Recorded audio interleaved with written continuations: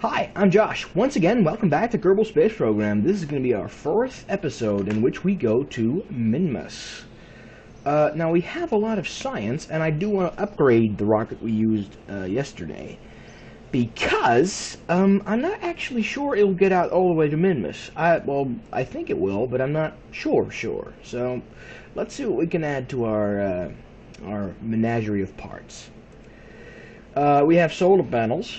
And I talked about these last time. We can also get our hands on a barometer, which sounds nice, because that will get us more science, but not in space, so I'm not sure. What we can also do is expand our array of rocket parts, which does indeed sound nice, or we can get working on docking port technology, and some other stuff as well. Or we can start purchasing big engines. Now what I want to do is I want to basically fill out this lower area first, because it does contain a few essentials. This does not particularly, but it's not too expensive. At least in terms of science. This is a Mark I airplane cockpit. This is your very first probe if you want to use it. I don't see any use for it right now. I also want to purchase some basic solar panels for the reason I said before. They make it a hell of a lot easier to go on deep space missions and not have to worry about running out of torque ever. So that's great. There's also this big FLT 800 fuel tank, which in itself is a bit superfluous, but it does open up this part of the tech tree a bit more. It's also only 45 science, so I am going to purchase it. There's also the radial mounted liquid engine, which doesn't really have a purpose of itself. And this is the next stage in rocketry, heavy rocketry. There's the equivalent for the nice gold and brown basic landing engine, the Poodle engine, which is a large size engine, which is relatively weak, relatively short, and actually great for big landers. There's a Skipper liquid engine, which is the equivalent to the LV-45, and then there's its big brother, the mainsail, which we may or may not purchase yet. We'll see. But the mainsail is really awesome because it is one of the most efficient rockets to get out from the atmosphere, and it's really heavy. This is your workhorse when you want to get big stuff into orbit, or small stuff on a single engine. There's also the XXL sized rockets, but I think we're going to save those for later, for when we need to take really big stuff into orbit. They're actually pretty exorbitant if you want to be efficient. I managed to put big loads into orbit without, but we'll see. Yeah, this is reaction control, which is going to be essential to docking, but I don't think we need to purchase either yet. What I do want is, well, I can do either advanced solar panels or advanced ladders and landers. This is difficult. I'm gonna go with advanced ladders and landers and the barometer, because I can stick it onto my rocket on the other side of the thermometer, and I'll be happy. If I'm not mistaken, once I purchase these advanced electrics, there's some more science here, and then at the end there's the gravitometer. There's the seismometer, and then the gravitometer one more further ahead. This is a bunch of small rocket parts, which can be useful, but not yet. So what do I do? Do I get really good winglets, better cockpit? This is basically advanced flight control, advanced stability kind of stuff. These are some essential parts too, and these are some basic airplane parts. I don't think we need any of this yet, so I think I'm going to keep things in reserve for now and see what direction I'm going to go after this. I can go big rockets to ensure our landers are all prim and proper, or I can go on a fly-through of the entire Kerbal system. We'll see. Right, this is, I'm going to pull up the Murad Mark IIIA as we left it, and then I'm probably going to be tampering with the lower stages a little bit. But first, I'm going to, as I said, replace this thermometer with a thermometer and a barometer. And I'm also going to couple this to the custom 01 hotkey group. to log pressure data, temperature, and do a crew report. Not all of these will be useful all at the same time. Not before we head to, you know, Mars analog, Duna. Yeah, this thing is not over-engineered, not under-engineered. If you want to come back from Minmus, so I'm going to keep things like this. I want to keep do I want to keep these batteries? Yes, because they're useful. And I also want to add 2 solar panels, nice and safe, nicely tucked in, one on either side, so they always get at least some light. That's the theory of it anyway. No. I'm not going to add any illuminator lamps because they're kind of useless. What I am going to do is replace these 2 with the larger fuel tank, because that's a little bit more stability. It might be more efficient, might be exactly the same efficiency, but if nothing else, I think it looks better. Am I going to add even more fuel to this thing? It's an LV-45, which is not the most efficient. I'd be better off using the LV-909 because, while it is slower, it is more efficient. Am I willing to do that? Yes, I am, because that will make this thing a bit shorter. I'm also going to anchor this thing. Of course, remember, this could go catastrophically wrong, which would mean a waste of money, but not a waste of lives, because my my capsule is relatively safe. So this is going to be the Mirage Mark 3A. I do want to make some more adjustments to the lower stages, so I'm going to move these aside for the moment. And I think I'm going to replace all of this with something else. Well, first off, these can go because I want to use these in double configuration. Would that be enough?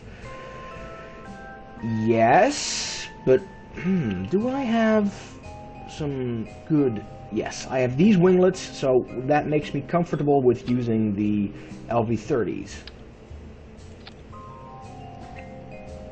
Because these winglets, unlike the AVT-1s, they can move. These winglets can move. Pitch, yaw, and roll. I'm not going to mess with those. So that means they can keep the rocket under control when needs must. But that's not going to be the only thing I do. No. First off, some struts, of course, to keep things nice and steady when I can find those struts. That's where they are. I always like to, you know, cross-wire a few struts everywhere. They're not very heavy, they're not very expensive, and they keep things very, very rock steady. This is going to be that stage, that's going to be that stage, that works. That does mean that this stage does need to be in orbit, or mostly in orbit, so this thing will need... this stage can get me to Minmus E. Yeah, I think I need a middle stage. Because this is going to get me to Minmus. I know so. Yes, it will. Then I need a middle stage to get me the rest of the way into orbit, which can be done by an LV-30 and this. So that means a connector, connector.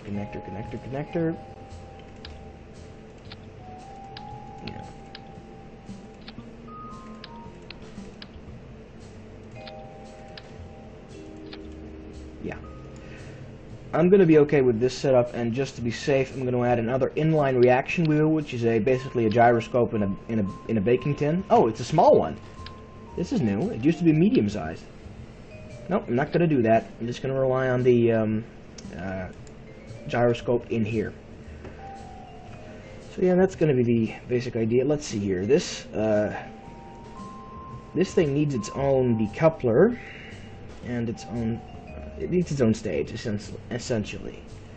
Yeah, it only needs one engine, really, because you're not in that much of a hurry when you're finalizing getting into orbit. I want to make this a bit lower, because otherwise I'm going to run out of strut. That sounds saucy. Okay. No, it's not steady. It's not stable. It's down the middle. There we go. This works. As I said, struts detach when you blow the stack decouplers. Yeah, this first stage is not going to get me from ground zero all the way up into orbit. It's not even going to get me all the way up to the upper atmosphere, so I'm going to do one other radical thing. So radical! No, not that kind of radical. Something slightly dangerous, perhaps. Does not look like the Murad Mark III, so I'm definitely going to go with the Murad Mark IV. Now, when am I going to change the name from the Murad into something else? Like the Yarel, perhaps? Or the Karabor? When I am relatively sure that when I am basically going to use landers, because landers are going to have a completely different configuration than this, quote, safe pod for Jeb. Are these aligned properly? Yes, they are. Are these a bit much? Yeah, maybe. But it's aesthetically pleasing, so there's that. So yeah, it's pretty obvious what this is going to be. This is going to be the first stage, this is going to be second stage, third stage.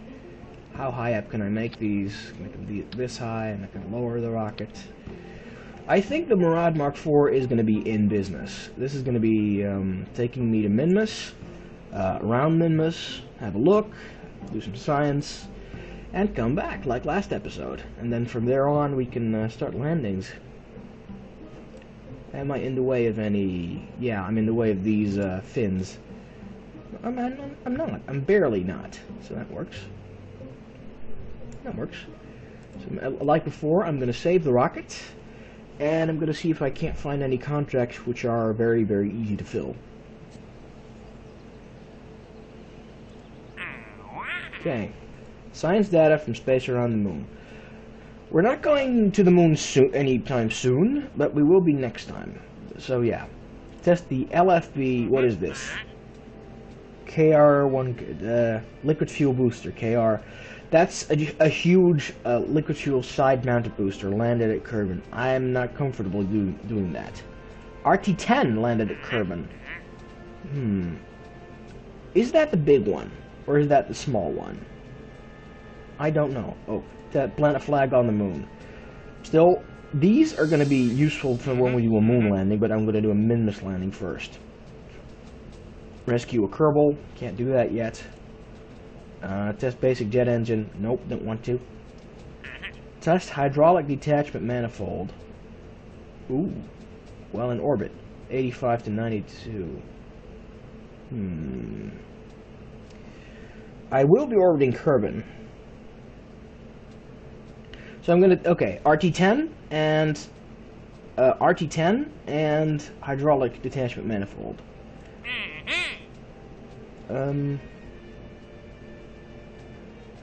Ike. I actually want, Ike is the moon of, one of, Kerbin's neighbor planets, which is really weird to get this, contract, but it doesn't expire, so I might as well accept it now. The rocket max band decoupler is for big rockets, can't have one yet.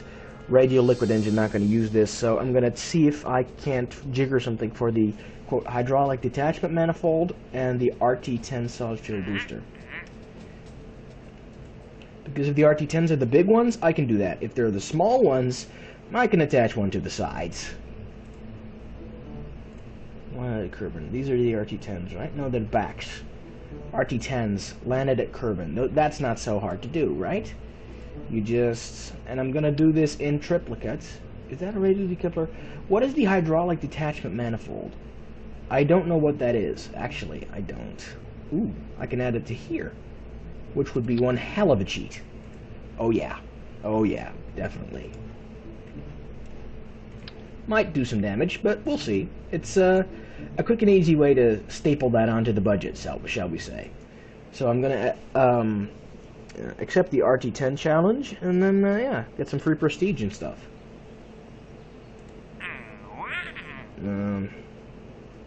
I'm not gonna bother with hydraulic detachment manifold. If it is a part, I think it is, I can easily enough fit it onto the top of my rocket, but I'm not gonna bother. It's undue complications, and considering there's one contract I haven't fulfilled yet, I'm not gonna worry myself over it. Admittedly, this too could go horribly wrong, so actually what I'm going to do is I'm going to see if I can't incline this thing You hold shift and you tap one of the directional keys, and it will change the direction of your, what you're holding incrementally instead of doing it by 90 degrees. So my intent is to make this thing fly off into the, in the wild blue yonder, to make sure we won't be as bothered by it. It will eventually crash land into the ocean. So it won't even hit the Space Center. I saw what happened when I decoupled those decouplers on replay last time. That was slightly more violent than I would have wanted. So, yeah. First off, I'm going to do an atmospheric pressure scan. And, of course, I'm going to have Jeb grab the atmospheric pressure scan result. This thing works roughly the same way as the thermometer, only it stops working a lot closer. And I might have sensitivity to biomes in the upper atmosphere. I have no idea. Nevertheless, one is good enough here. Is it? It actually isn't, but so be it. We're just going to do one from the lower atmosphere, and then, well, as I said, so be it. Okay, my craft is sent wobbling, but considering, ooh, there it goes. Oh, look at that. Oh, look at that. That's awesome. And I got a contract for it. That was really cool. Yeah, we have quick saved and we are ready to go. Now this, I say, looks like a real rocket, and this is definitely going to get me to Minmus. It's slightly more expensive, and I always love over-budgeting the amount of thrust I have in total, because that means I can, like I said, do shenanigans and or mess up my own, fix my own mess-ups, and get my Kerbals home safely. Very soon, Jebediah will get his co-pilots.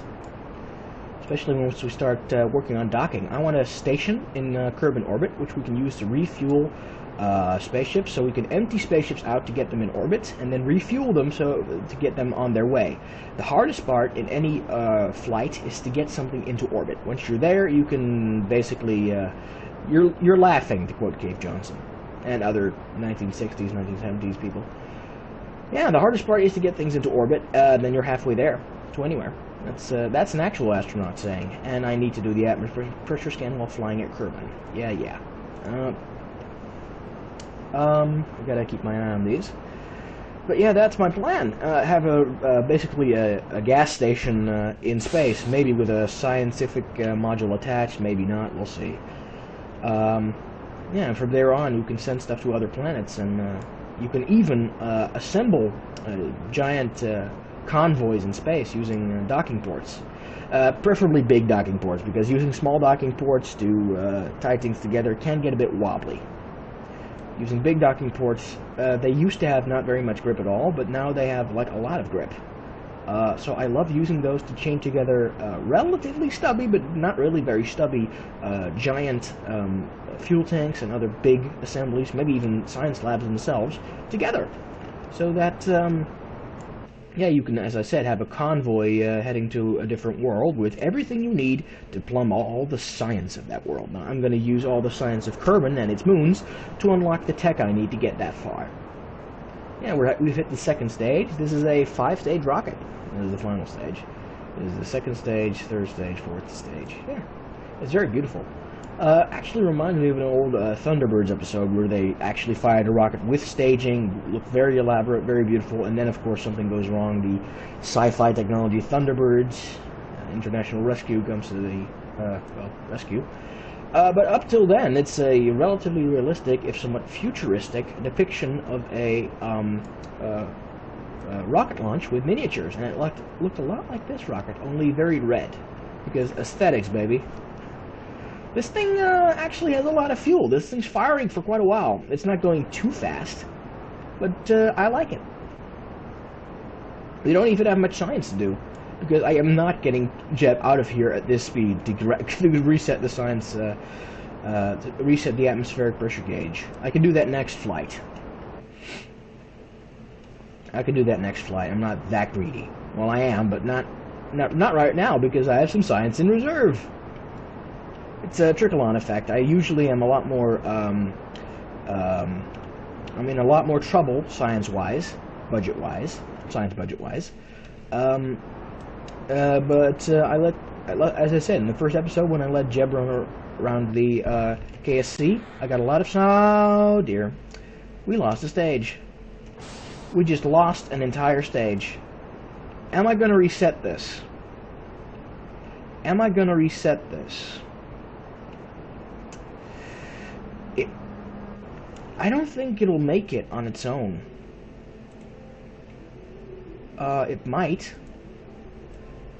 Well, this is what over budgeting's for. We did blow a lot of money, but I think we can make it to, we'll see how far we get to orbit-wise. But this is one of those things that I just, this is relatively difficult. Am I going to do this? No, I'm going to reset the thing. I admit that was a stupid mistake, and it was all mine. All my mistake to make. Guess what? What we're going to have to do again. This thing. That's at least something good. Boom. Don't turn around and crash into mine. Pressure scan. Good. Yay. We're still in quite a bit of a smoke cloud there. And I did you did just hear my phone buzz. I don't know what's happened, because I don't have anything to do right now. Yeah, this is it. We're gonna go again, and this time we need to set up our staging correctly. Now, I thought I put this stage, yeah, first there's this stage, and then there's this stage, but I think I messed up the decoupler order. Yeah, this decoupler is supposed to go here, and then this decoupler, I think, is, yeah, this thing belongs here, and then this decoupler is, I messed up the orientation of two decouplers. I do apologize, but you live, you learn. I mean, normally I would just, you know, deorbit the rocket and launch a new one, and that's not. That would take so much more time than this.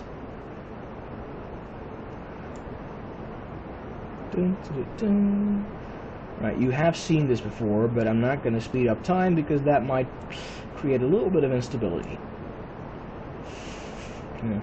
A monumental screw-up like this would, yeah, I could have deorbited the rocket,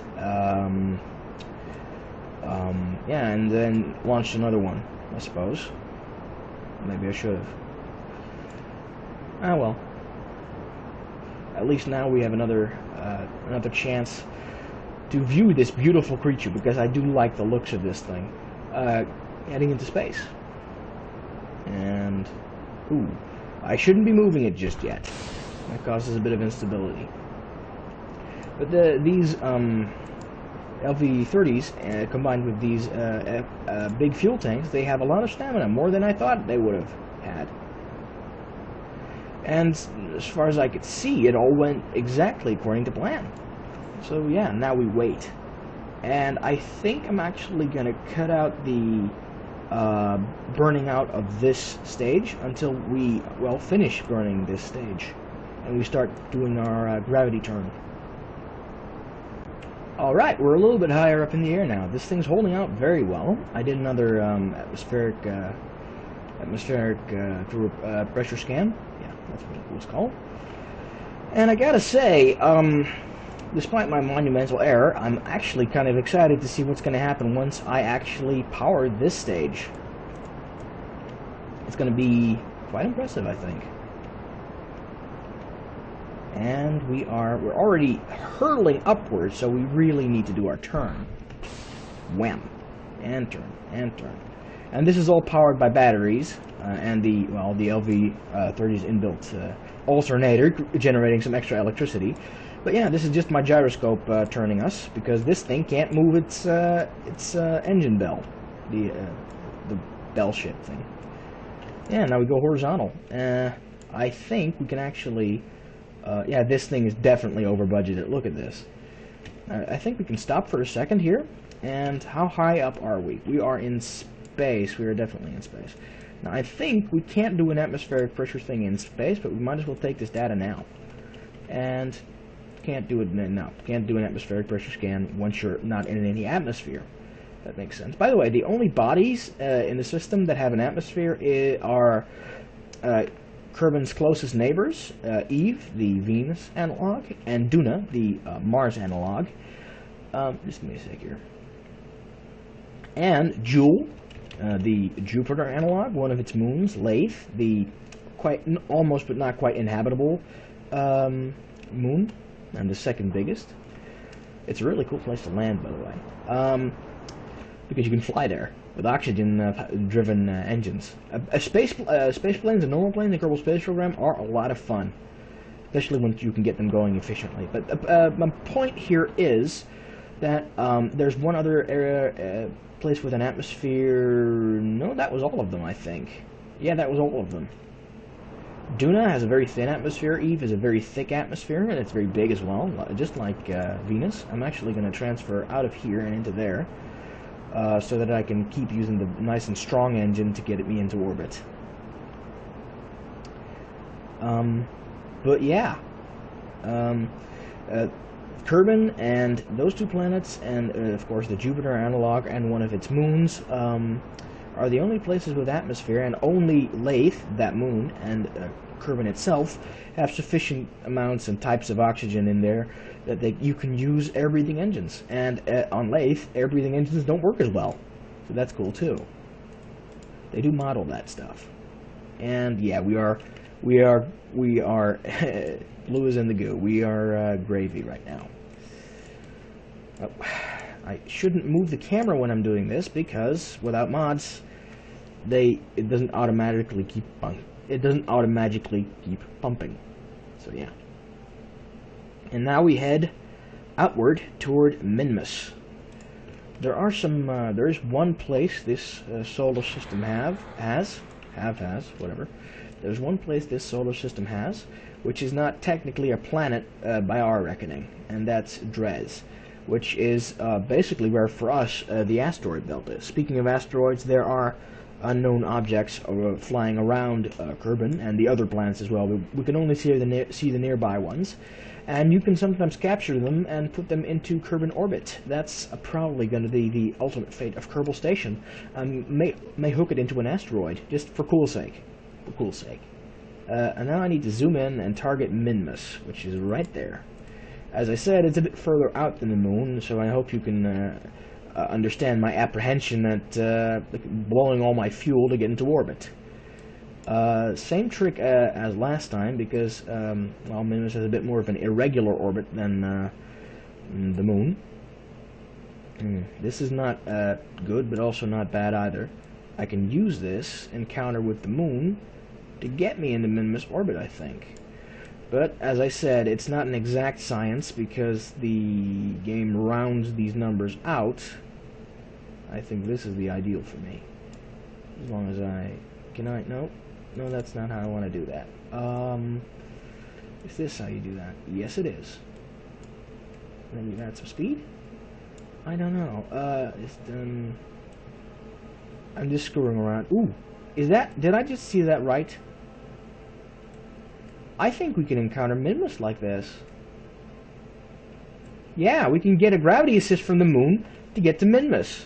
Of course, there's going to need to be some major modifications to it, of course. ... But yeah, we can manage this.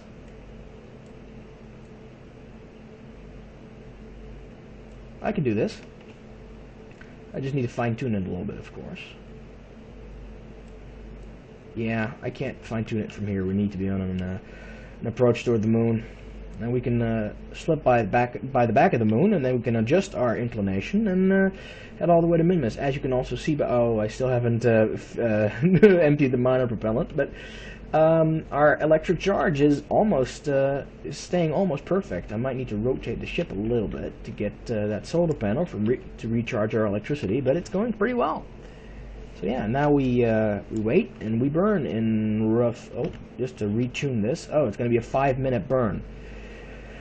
The problem with that is that I will need to stay on point, but it's still going to provide a little bit of because the burn is so long, I can't really provide all that thrust in one moment, which is going to make the rendezvous a bit less accurate.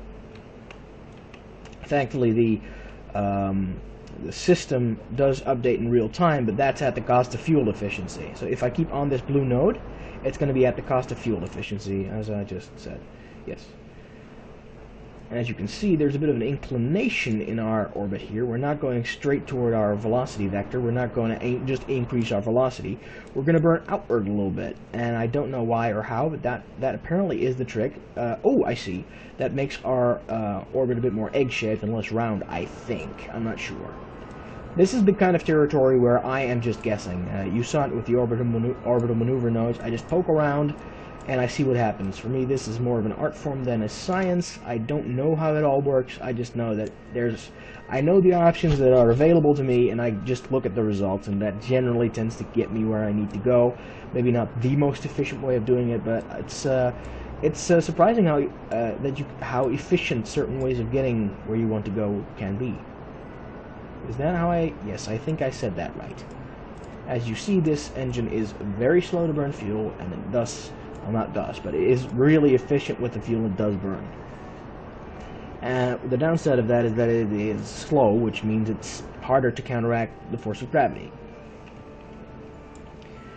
And now we swing past the moon to get to Minmus. Now, last time I did this was last year, which I did with a giant space station, and that did not go so well. That was, I think, before they even introduced science mode, though I'm not exactly sure. Come on, come on, keep going. Yes. It is at this point that I don't want to focus on the maneuver node anymore, but I really should. Slightly more, slightly more, slightly more, slightly more, slightly more. It's not gonna do it. It's... yeah, I think I can give it a whirl. A little more, little more. It's not gonna catch it, not yet anyway. But I think from here I can screw around with my orbits.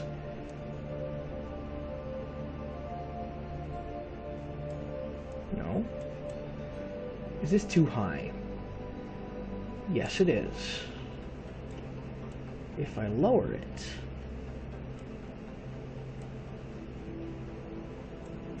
that might help.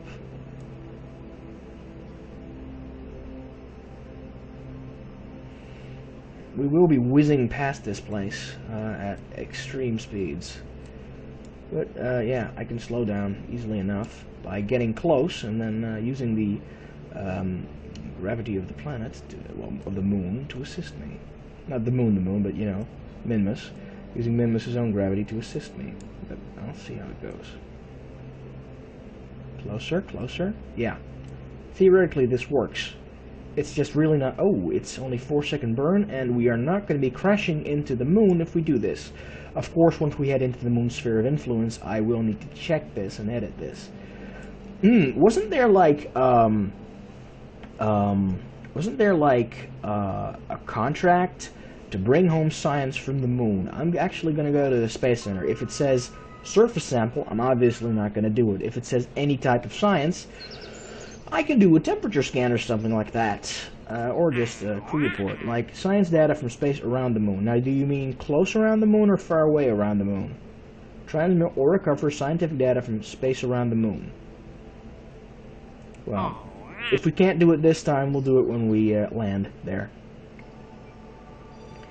I'm still very upset about not making it to that parachute contract. If it keeps irking me, I just might build a custom spaceship to knock that contract out of the park. What's my date for that contract anyway? Yeah. Yeah, this thing. I can't see it from here, but we'll see. In time, we'll see. Now, I'm gonna go past the moon, and then from there, yeah, burn a Minmus. Good. Time acceleration. This is a lot better. This is going pretty well. I'm hoping we can do this. Minmus is very small, but it's further away from Kerbin than the moon, so it's got a slightly smaller gravity well than the moon, but it's big enough for me to use it to slow down. And the closer I get to Minmus, the easier I can slow down. So yeah, I better get close to the place on approach. Is it still legit? I don't know. Is it legit? Yes, it is. No, it's not legit anymore. And I made it legit again. Perfect. Good. Good. I mustn't forget to get science from here. Do a... No. Oh, I can only do a crew report from here, so yeah. I'm gonna purge the crew report. Oh, what the hell? See, that's not supposed to happen. This thing is... the Kerbal has the exact same speed as the spacecraft. It has no business snagging on anything. Could be that the game is just not good enough at transferring that speed or whatever. But, nah, it's not a nightmare. Kerbal still have their own jetpacks, so, yeah. Those jetpacks can actually get you remarkably far on a place like Minmus. I think if I wanted to, I can, like, if I'm in a really close orbit, I can land on Minmus and then come back. But, again, that's shenanigans, and I do not want to be playing with Jeb's life. I like shenanigans, but I'm not good at them yet. And I only want a quick save, quick load when I screw up, not just try out shenanigans which then fail. That's just one step too far. Well, it is fun in its own way, but, you know, consequences make a game. That wouldn't be boring consequences, that'd be tragic consequence. Whatever. Yeah, this is a really short burn for my tastes. Still not there yet, I know, but we can fine-tune it. We can fine-tune it. And we're headed toward Minmus. Now, are we gonna slash by Minmus, or are we gonna crash into it? Now, let's see. If I keep burning, is this gonna get me closer? 6, 5. This is gonna get me closer. It's also gonna rush past, of course, at some point. 6, 1.5 million. I can just turn around then if I this gives us also a longer time in the area around Minmus, so that's wonderful. But I want to get us a lot closer. 5, 4, 3, 2, 1. Can I get 1 million? Can I get 1? Nope. This is when it speeds up again. Let's turn around and undo that until, well, just one little puff, and then we'll. Actually, I don't know my orientation, so I can't do that. Damn it. Well, we're close enough anyway. Let's follow the upside-down rocket. As I said, there's no drag in space, so you may as well have an upside-down rocket. To Minmus. We're now once again in high Kerbal orbit. Did I purge that science? Yes, I did. High Kerbal orbit, and we're headed to high Minmus orbit. What I do want to do is turn this rocket from being upside down to going backward, because I want to slow down when I can, and I don't want to have to spend time rotating. Of course, I have lots of time because these are well, not interplanetary distances, but intraplanetary distances, and yeah, I have time, but I don't want to waste it. One of these science pods is for space high above Minmus, so as soon as we reach Minmus' sphere of influence, I'm going to activate those, and I'm also going to see if I can't get a crew report and an EVA report from there, because the other ones don't work yet, and I may as well test them, but they're built into the same hotkey group, so I'm automatically testing them. And yes, okay, save. See how fast we move past this thing? We will need to slow down quite a bit. Thankfully, as I said, we're getting help from Minmus, and Minmus is very small, so that means we don't have to do too much. I mean, we would have to do even less if we were at the moon, but we're good. We're good. Crew report while in space high over Minmus. Excellent. And an EVA report while in space high over Minmus. Awesome. I'm going to grab that, take that data, and I'm going to go back in. No point in grabbing the signs from here yet. We might as well do it when we've got the signs from nearby Minmus. Material study while in space high over Minmus. Excellent. I think this is near the highest you can get above Minmus. Let's see. 1.8 million. No, it's not. Ooh, we're in a vertical orbit, which means we can tag the poles, which is excellent. Yeah, we're gonna go underneath Minmus. So yeah, we're gonna be slowing down for about half a minute, and I do want to make several passes around this place. And this time, I do think I have enough fuel to do that. Because, well, we had about the same amount of fuel as last time, because this is a bit more far away. But we have a more efficient engine this time, so yay! First things first, get closer to this place. 20 minutes, 15 minutes, 10 minutes. Slightly less time. Let's get 1 minute, or even less than that. Okay, we've passed it, so let's burn. How is our fuel doing? I think our fuel's going to be just fine. Yeah, it's going down pretty fast, but what's going down a lot faster is the speed we need to change. So I'll just changes in speed to get me what's it called again? Cue balling around the universe using billiards or pool as a metaphor. Well, I wonder how good a pool player an astrophysicist is. And how good an astrophysicist a pool player can be.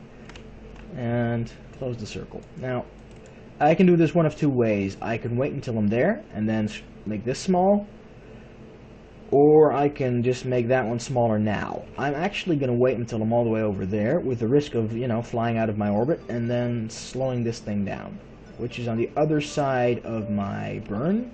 I mean, the other side of my rocket. I'm basically going to have to thrust over there. So I'm just going to turn this thing around already.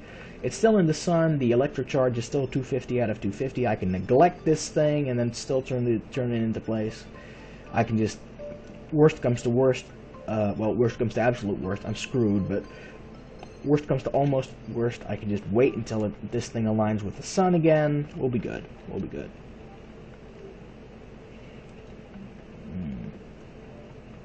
Having either lots of batteries or a big enough, just give me a sec here, or having either lots of batteries or some solar panels is also absolutely essential when you use Kerbal life support mods, because they need electricity to keep their suits going, stay warm and stuff. Space is a place of extremes, but it's not known to contain the heat us living life forms need very well. Sometimes it's very hot, but usually it's a bit too cold, and you can't bear that for too long. There we go. Yeah, that's a lot more comfortable on the fuel reserves. I'm actually going to do this very close, like 40 km, like last time. 100, 90, 80, 60, 70, 60. Is 40 enough? No, I'm actually going to do 20. Because this place is very small. So yeah, it's also very irregular, so I shouldn't go below 20 too much, but 19 and a half is I think I can do 19 and a half without risking and yeah, I won't be crashing into any mountains anyway. Yeah, and then I can circularize my orbit. It makes it just slightly more difficult to get out from under here, but I did allude to the fact that this thing is small, which means more freedom of movement. The thrust you do have matters a lot more. Now, how much time do I have left to get here? It's going to be 2 days, 3 hours, 2 hours, 1 hour, yeah. One burst of this, and then slow back down. The solar panels are nice and set in the sun. I don't know if I'm close yet, but we will see. I'm a few minutes away from thrusting, so I'm gonna check. Temperature scan while in space near Minmus. Crew report while in space near Minmus. Now, I didn't read that. So, yeah. Take data. It says something about oh yeah, the flats seem relatively flat. Maybe we can land there. Something of that sort. And we got a temperature scan from near Minmus. Review stored data. Yeah, temperature scan while, oh, that's basic data. The moon. The lake beds seem relatively flat. Perhaps we could land there. Yeah. The lake beds are relatively flat. Perhaps we could land there. Okay. That's what he says when he's close to the moon and when he's far away from the moon. I'm actually not sure if you can still do a crew report with AI drones, but I suppose you can excuse that with by saying, oh, it's sending camera images back home. And since we're nearby, I may as well observe the materials bay and do some mystery goo observations as well. And it's from this point on that we don't actually need this stage anymore.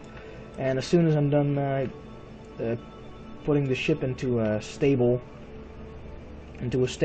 orbit, I'm actually going to recover this science so we can eject the thing as soon as it runs out of fuel. Well, the two might coincide, but I don't think so, because this thing still has a little bit of fuel. A little bit of fuel. So I am going to do an EVA report here. Don't fall off again. EVA report from just above the Highlands. I wasn't expecting that. I think this place has, what was it again? Biomes are 4 times flats and then 5 other biomes. So this is one of those 5 other biomes. It has flats times 4. 4 different types of flats. It has slopes. It has highlands. Let's say midlands, lowlands, and poles, I think. I'm not sure. But that sounds good. And I think the highlands were one of the harder ones for me to find in the past. So that's good news. Or was that on the moon? I don't know. I vaguely recall. But we'll see how it goes. And slow down. Let's see how low we can go. 20-something kilometers would be good. 24. Just 20, and this is 15.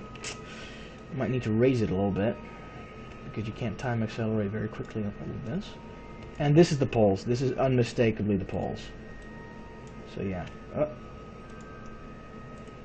Poles, yes. And as I said, we are going to take some science from here. Now, does this look high-tech, or does it look high-tech? I love it. I actually stole this idea from somebody else, but what do you say? Imitation is the... Damn it, did I just reset the thing? I did, didn't I? Review stored data. Space near Mimus. I'm gonna have to reload the quick save there, because I was not supposed to do that, as you may know, from the earlier excursions we may have done.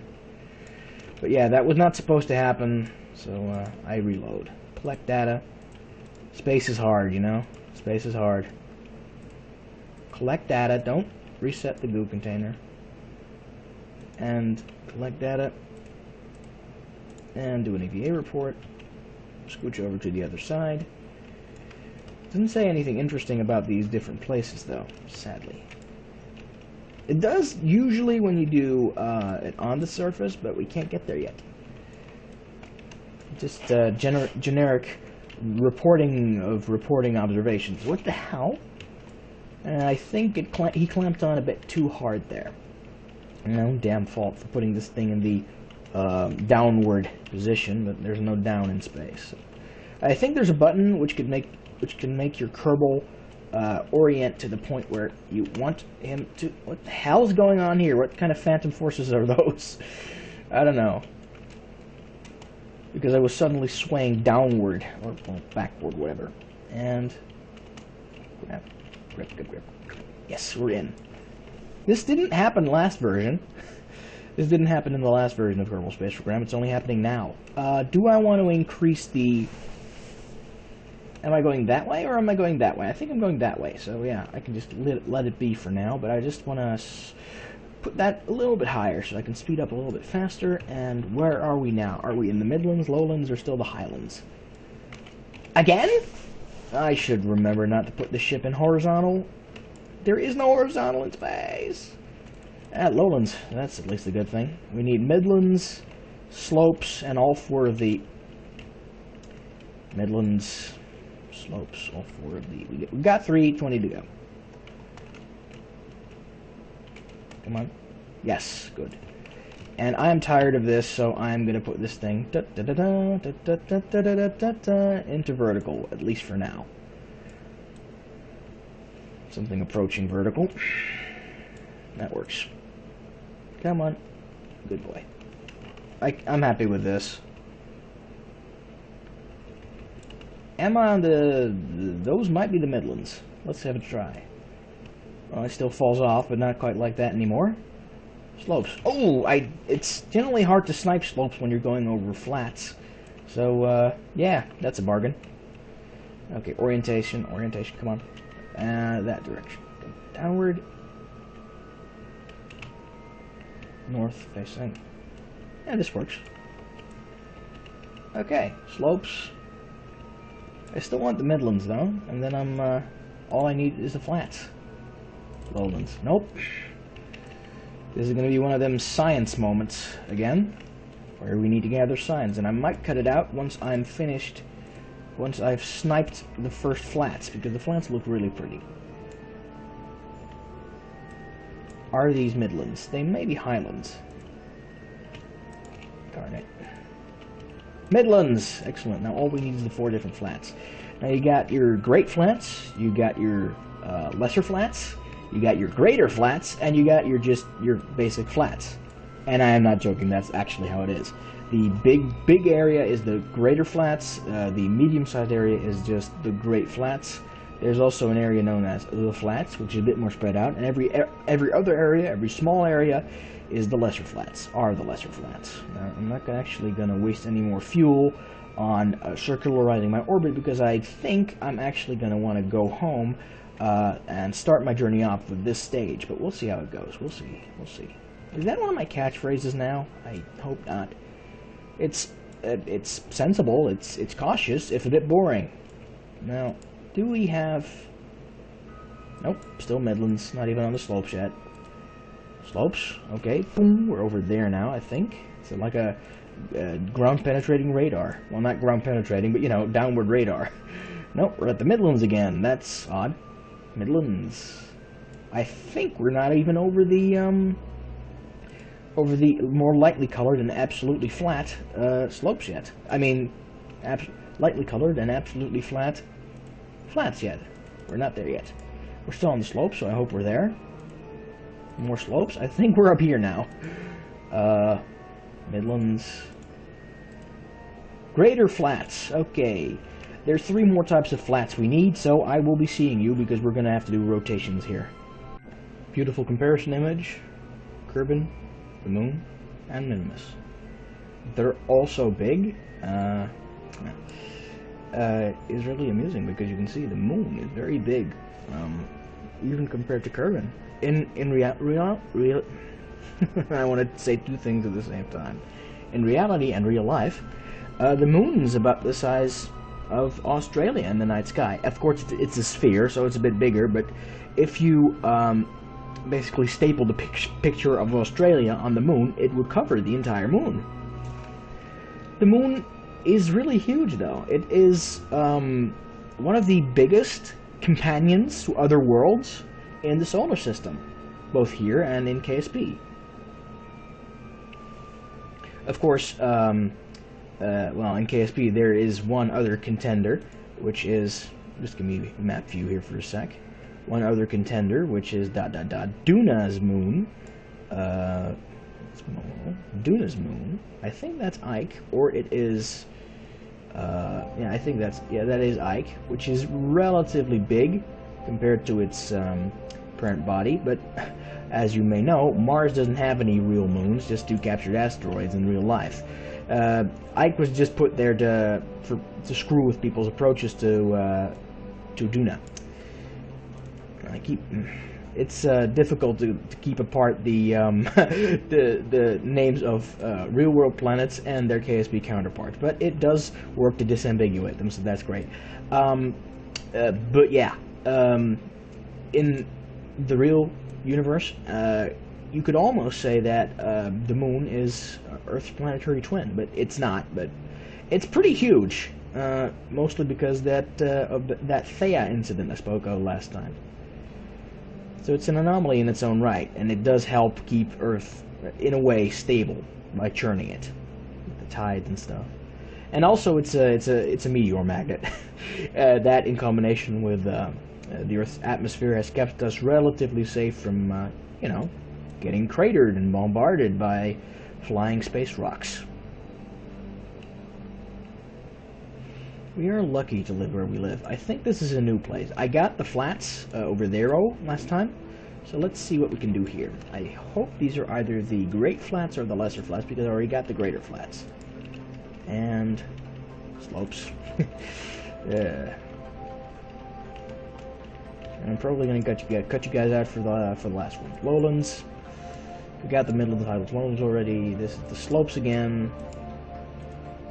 Midlands. There's no way we can miss this one. It's huge.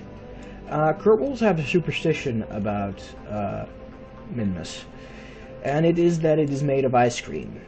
Now it may look that way, especially with the bluish flats underneath the beautiful creamy dunes, but I don't think ice is supposed to glisten quite like that. It's supposed to glisten if it's been in the fridge or in the freezer, but not quite like that. I think anyone who takes a bite out of Duna is gonna break their teeth.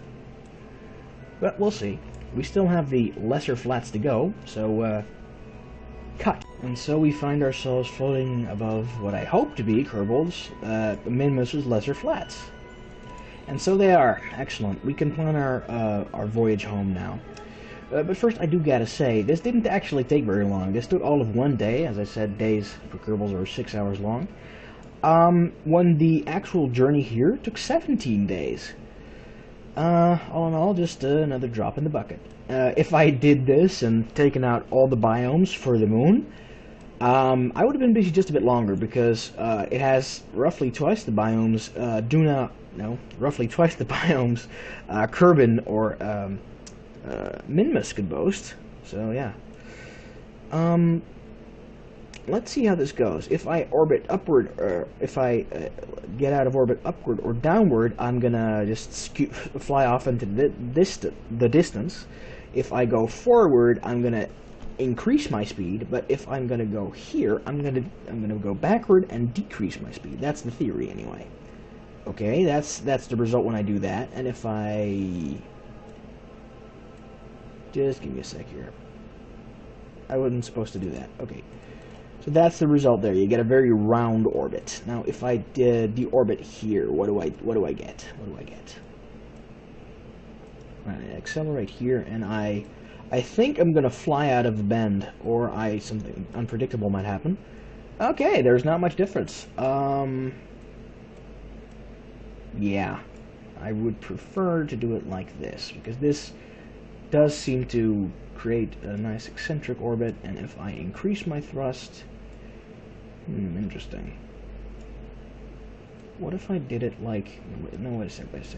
What if I did it like askew, and then that way I could graze really close to Minmus and make absolute use of its excuse for gravity.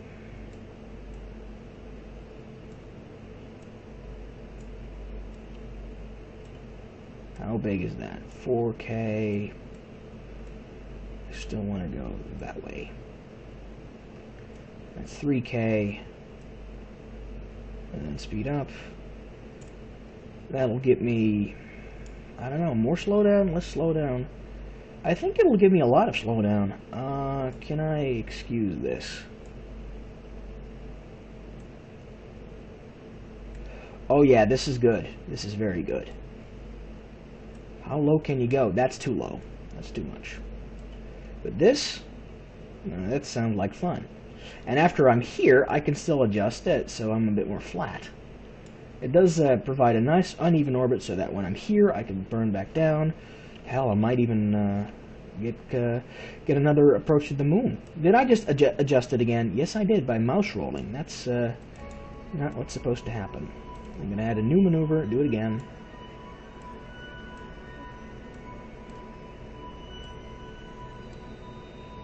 More.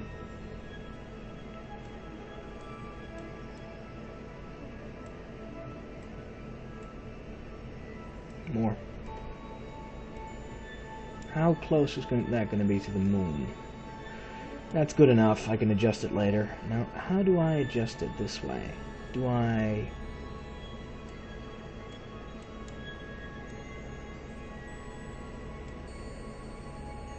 that going to be closer or further away? That's 27. That's 28. It's going to be more, isn't it? That's going to be 30.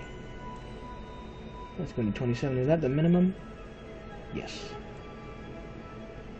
So yeah, just screw around with the orbits. And I think that works.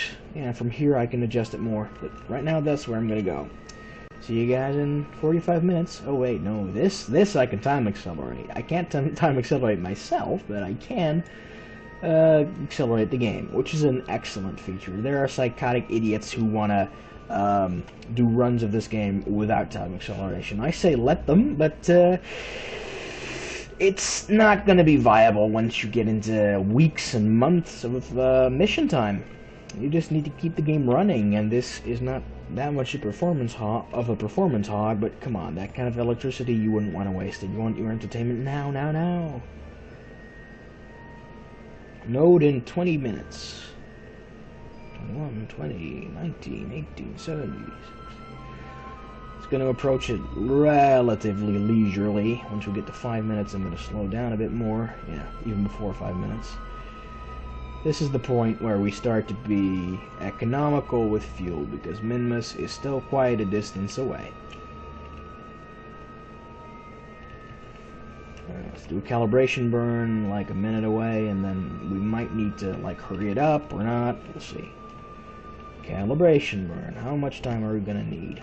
Not much time at all. Let's get a bit closer. This'll do, half a minute. Let's see how we can do it full power. Yeah, we can do this. Trick is not to get too low. 6, 5. Too low, too low. Is this low enough? I don't want to get any lower than this. I can always adjust my orbit more here.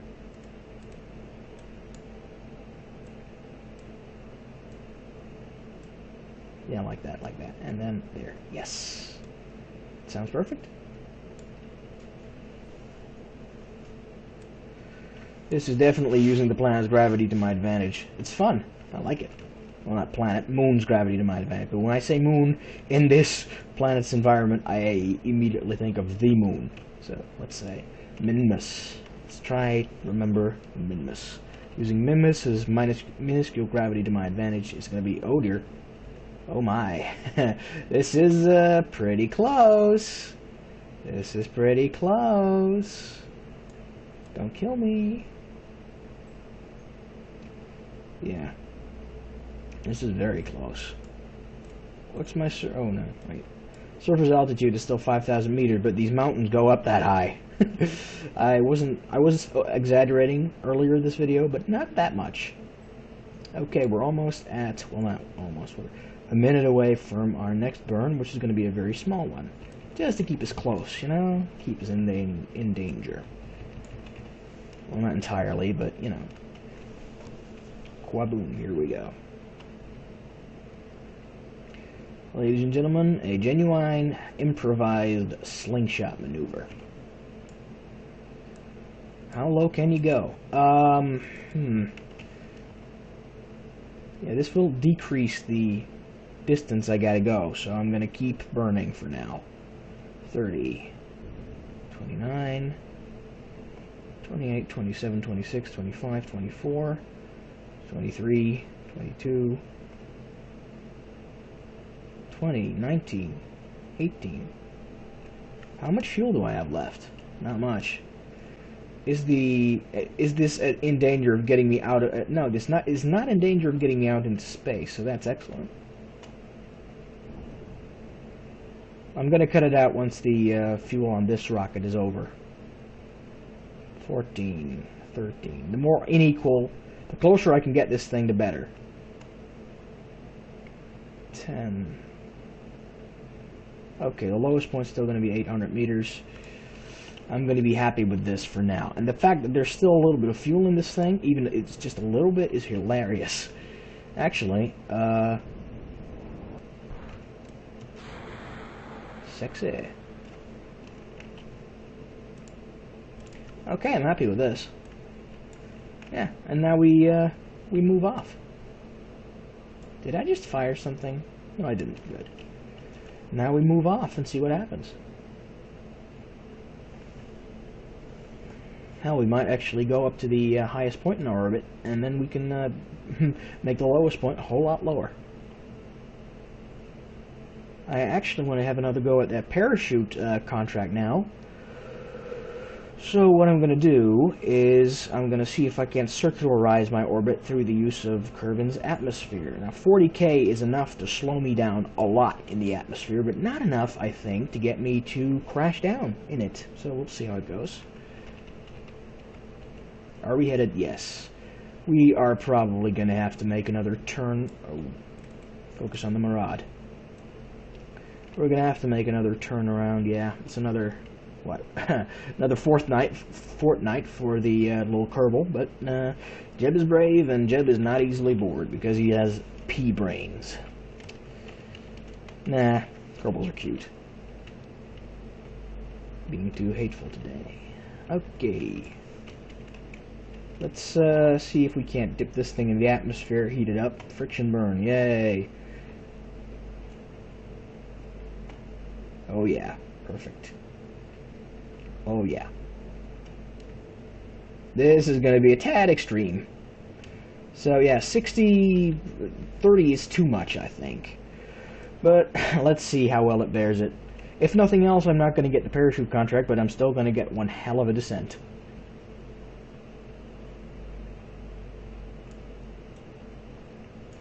I suppose this is one way to get a lower atmosphere scan. Is this thing still... Are either of these, any of these still full? No, none of these are full. Excellent. So now you're going to see the planet come very close very quickly. And that's Minmus, I think. Yeah. It's all the way over there now. I think I'm going to have to be very careful now. I'm going to... 3 days. Planet's already a bit more close. You can shoot past this thing and ignore the atmosphere through time acceleration by accident. And you shouldn't be doing that because, as I said, the atmosphere is what I'm counting on to slow us down. Jeb and me. Oh boy. We are getting close. We are getting close. We're 6 minutes away? Holy light. Oh, yeah, Murad. I did that by accident, honest. Okay. Here we go. And atmosphere. The reason I'm not actually using the thruster at this point is that because it's a moot point and it's not actually all that, actually going to do all that much. It's a drop in the bucket, as I said. Here we go. We might actually get to decelerate so much that we actually land there, but that would surprise even me, so we'll see. We'll see. Damn, that is becoming my catchphrase, but there's nothing to do right now, just hope that my knowledge of the game is good enough to avert a fiery death. And I'm going to deactivate stability enhancement because this thing is stable enough to not need it. I say not actually being sure of that, but it has a rough conal shape, so it should be good. This thing isn't a cone of its own, because if it were, I would not be so sure of that. I would be sending my Kerbal to its death, because cone within a cone, I mean, yes, a cone within a cone is not that stable, especially like this. This is going to provide a bubble of air, which is going to skip around like Aang on his air cycle thing. Right. Last Airbender, Aang. Awesome. This is reheating, shall we say. Re-entry heat. It doesn't do anything here and now. With mods it obviously does, because that would be what that mod would do. And we seem to be slowing down ridiculously fast. The question is, are we going to get out of the atmosphere? I don't know. Probably not. We haven't even come close yet. So yeah, this is an excellent way to slow down. If you don't have any mods installed anyway.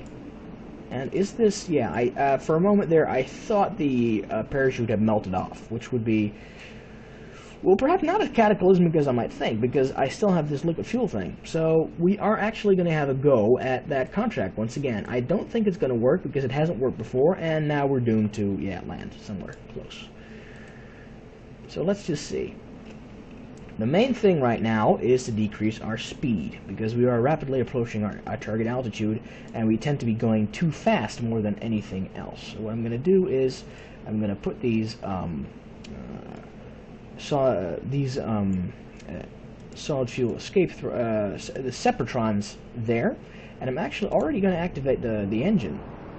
But what I can also do is I'm going to couple the Sepratrons to the decoupler so that they have more to slow down, if you know what I mean.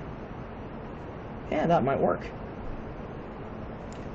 Once we hit top altitude, we're going to abandon this thing and activate the Sepratrons and see how slow we can go. Yeah, we've hit target altitude. Boom. Sexy. Oh! That's an unexpected result. And we're still going way too fast. Ooh. Is everything still intact here? Yes. Thank the stars. But that's why you don't do dangerous things like that. We might land in the desert. From the upper atmosphere. Yeah, may as well. Yeah, I can always... Oh, I got a plan. This is going to be perhaps more fun on final descent than you might think. And I'm going to activate the parachute. We didn't get the contract, but meh, so be it. Science data from space around the moon. I think we're going to get this contract though. And now we wait for 500 meters or something. Is that water in the desert? Yes, it is. We're going to walk there. We are definitely going to walk there. Okay, that exploded. Now what I'm going to do is... I'm going to quick save because this is supposed to work. This is supposed to work. I think it is, anyway. Take data. Take all data. And... Nope. EVA report may as well. Flying over the desert. Yeah, sure. Do an atmospheric pressure scan while flying. Crew report while flying. Temperature scan while flying. And... yoink. Take data. It might be a generic temperature scan, I don't know. But who really cares? Yeah, it was a generic temperature scan. Ah well. On we go. And when we've landed, we can... I think the water was over there. We can still zoom out, so that's not a problem. Yeah. Water in the desert, it's going to be worth it to take a reading from that, I suppose. This is going to be our final atmospheric pressure scan, crew report, and temperature scan. We are going to do a flag at the water in the desert. Surface sample from Kerbal Desert. Lots of sand and rocks here. You're thankful that you've been in a climate-controlled environment, because it sure looks hot out there. The sand is dry and loose, and it looks like it's going to take some effort to clean your gear afterwards. Indeed, we're happy with our helmets this time, eh? Eh? I don't think a spaceship was entirely necessary to get here, was it? Why, you... You just said... Oh, never mind. Okay, we are gonna go for a hike, as is... No, actually, we don't need to come back here if we store our stuff here. As I wanted to say, now we're gonna go for a hike around the world, as I said we wouldn't do. But this is just, to see what the hell water is doing in the desert. Is that over there? Yes, it is. Kerbals can be painfully slow when you don't speed things up, and they're still going to be painfully slow. So, yes, as you might think, an incoming cut is happening, because I'm not too good at video editing yet. This is a really long trek. What was it again? Dry as the desert outside, and something. Wraith and never ending. Let me show you your destiny, John Shepard. Wraith are awesome. And Todd the Wraith is even more awesome. I wanted to say, I'm actually kind of scared that I'm recording when I'm not recording, and not recording when I'm recording, because I don't have that Fraps FPS meter set up, so I don't know when I'm recording and when I'm not recording. Then again, I don't know how to make the Fraps FPS meter not appear on my recordings, so if you happen to have an answer for that, if you're watching this, please comment. I don't solicit comments, but this is really something you can actually help me with. So thank you, and if I'm not recording this, well, Darn, won't have a video today. Still doesn't feel like I'm any closer, even though we're several minutes later. Is this a mirage? Woo, well, Kerbin is big. We're still not there yet, but at least we're a little bit closer. Kerbin is big. Very, very big. I've even been watching some YouTube myself while I wait. Well, not YouTube of myself. Scott Manley. Wow Crendor, shout out. Because he's opened some Hearthstone card packs, and he got, shall we say, very lucky. Yeah. I like YouTube, which is why I'm actually participating in it myself. I like sharing my own nonsense and insanity, and I like viewing other people's fun times doing silly games. Yeah. I think we still need one more cut before we can make it to the shore. Why am I actually doing this? Because water science, water surface samples and EVA reports while swimming are different from surface samples and EVA reports while standing. Yes. Ha! We have made it. Slow down time acceleration and go for a little swim, just a little one. Yes. EVA report. Still the same, still complaining. Yeah, another surface sample, but this has a different text from the other one, so yeah, this is definitely a water sample. It's just not classified with any special text, because I suppose it's kind of rare to find water in the desert, so yeah. I'm gonna plant the flag here, and I think I know a good title for both the episode and the flag.